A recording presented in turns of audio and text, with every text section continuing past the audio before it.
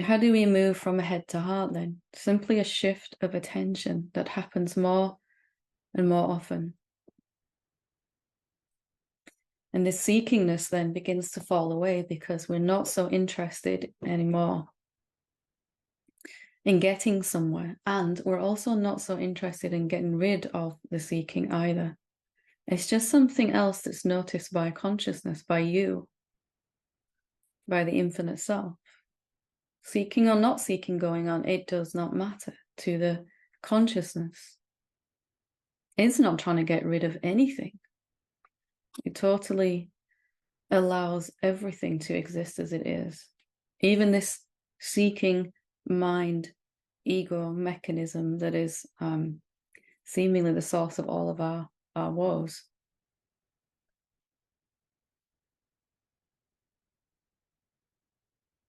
Let's check again, one last time.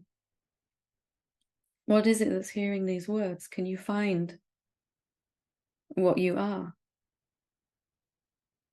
These words are going in through your ears, through the devices we're using.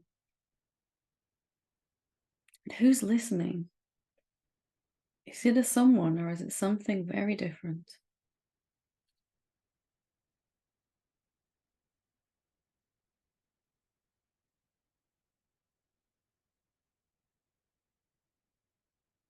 And most importantly, that one that's listening, is it caught in anything at all?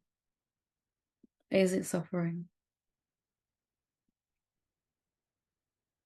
Does it need to achieve anything at all?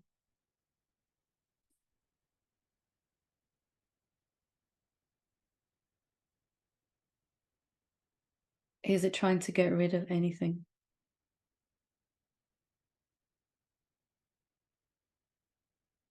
Is it trying to kill the ego?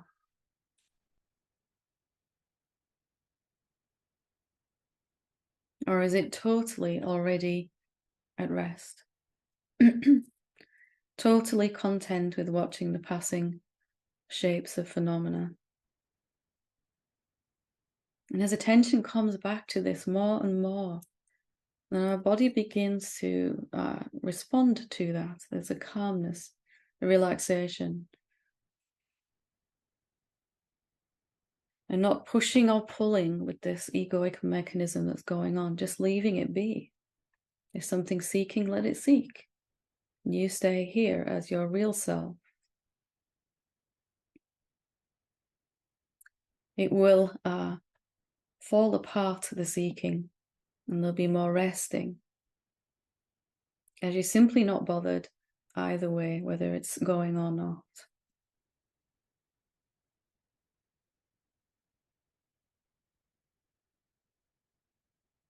So an intellectual understanding is not a start to be developed and moved into something deeper, but it can show us, like any phenomenon, it can show us that which is noticing it. Maybe that's the purpose of all phenomena,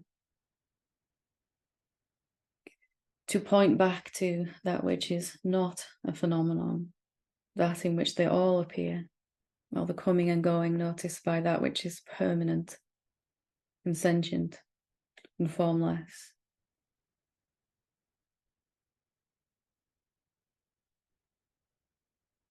So from head to heart in 10 seconds or less, what is it that sees what's going on in your head?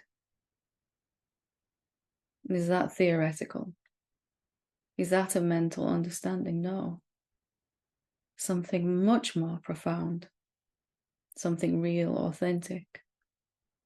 Indescribable. I still don't know what that is, what you are, or what I am. But I know it's here and it's reliable and it's permanent. And it hasn't even come to rest. It is completely still. It can't move because it's everywhere. If we were all to sit in one room together, all of our bodies, how many consciousnesses would there be in that one room? Maybe an even more exciting question, how many rooms would be in that one consciousness? All of them.